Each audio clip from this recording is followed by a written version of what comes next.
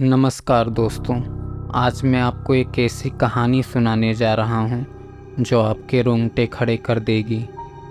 यह कहानी है एक बस ड्राइवर की जिसका सफ़र कभी ना भूलने वाला बन गया।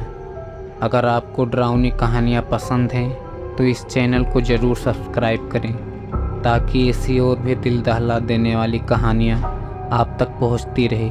चलिए सुनते हैं आज की कहानी, जहाँ एक सवारी ऐसी थी जिसे इस दुनिया से गए हुए अरसा हो चुका था। यह कहानी मेरे एक पुराने ड्राइवर दोस्त राजेश की है, जिसे मैं हमेशा हिम्मती और बेफिक्र मानता था। लेकिन उस रात के बाद उसने बस चलाना ही छोड़ दिया। यह बात कुछ साल पहले की है, जब राजेश उत्तर प्रदेश के एक छोटे से गांव से आगरा और फिर वहां से फतेहपुर सीकरी की यात्रा करता था। रात का सफ़र करना उसका रोज़ का काम था, लेकिन उस दिन का सफ़र उसकी ज़िंदगी में कभी न मिटने वाली याद छोड़ गया। उस दिन राजेश की बस आगरा से देर रात निकली।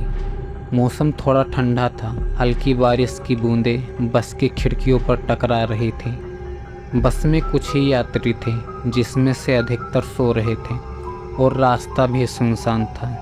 राजेश ने अपने कंधे पर शॉल डाल रखा था और आराम से स्टीयरिंग पकड़े बस चला रहा था। उसकी नज़रें हमेशा की तरह सामने सड़क पर टिकी थी, लेकिन उस रात उसे कुछ अजीब लग रहा था।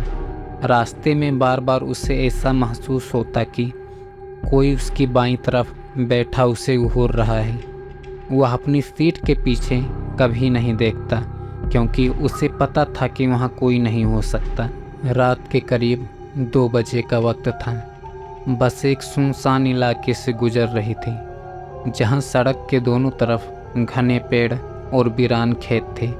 अचानक बस की हेडलाइट्स के सामने एक काली परछाई आई।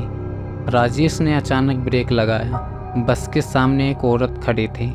वह सफ़ेद साड़ी में, उसके बाल भीगे हुए थे। उसकी आंखें बस की तरफ घूर रही थी, जैसे वह कुछ कहना चाह रही हो। राजेश ने खिड़की से झांककर उससे पूछा, तुम यहाँ क्या कर रही हो आधी रात को इस सुनसान सड़क पर? वह औरत चुप रही, बस उसकी आंखों में एक गहरी उदासी थी।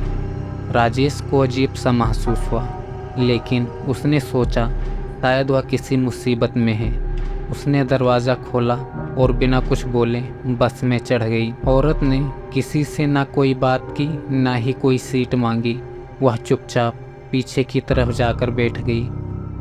राजेश ने फिर से बस चलाई, लेकिन अब उसके मन में कुछ हलचल हो रहा था। वह बार बार रियर व्यू मिरर में पीछे की तरफ देखता, लेकिन उसे कुछ नहीं दिखता। थोड़ी देर बाद जब उसने पीछे मुड़कर देखा तो वह औरत वहाँ नहीं थी। उसकी सीट खाली थी। राजेश के शरीर में एक डर बैठ गया। उसने बस रोक दी और पीछे जाकर देखा। पूरी बस में सन्नाटा था, लेकिन उस सीट पर जहाँ वह बैठी थी वहाँ पर पानी की बूंदें फैली हुई थी, जैसे वह अभी अभी उठकर गई हो। राजेश डर के मारे वापस अपनी सीट पर आकर बैठ गया। उसके हाथ काँप रहे थे, लेकिन उसने किसी को कुछ नहीं कहा। बस को फिर से स्टार्ट किया और तेज़ी से रास्ते पर चल पड़ा। अब बस के अंदर अजीब अजीब आवाज़ें आने लगी। कभी सीटों के नीचे से खुरचने की आवाज़, कभी खिड़की पर किसी के हाथों के निशान। राजेश को समझ नहीं आ रहा था कि वह क्या करे। उसे लगने लगा था कि वह औरत सिर्फ एक इंसान नहीं थी। फतेहपुर सीकरी पहुंचने तक उसकी हालत खराब हो चुकी थी। यात्रियों को बिना कुछ कहे उसने बस स्टेशन पर उतार दिया और वहीं पास के ढाबे पर जाकर बैठ गया। उसे किसी ने बताया कि वह जिस रास्ते से गुजरा था वहाँ कई साल पहले एक बस हादसा हुआ था, जिसमें एक औरत की मौत हो गई थी। वह औरत उसी तरह सफ़ेद साड़ी में थी और तब से कई ड्राइवरों ने उसे रास्ते में देखा है, लेकिन उसे उठाने की गलती कोई नहीं करता। राजेश के चेहरे का रंग उड़ चुका था। उसने किसी को कुछ नहीं बताया, लेकिन उस रात के बाद वह कभी उस रूट पर नहीं गया। आज भी जब कोई उस रास्ते से गुजरता है तो उसे वह सफ़ेद साड़ी वाली औरत दिखाई देती है।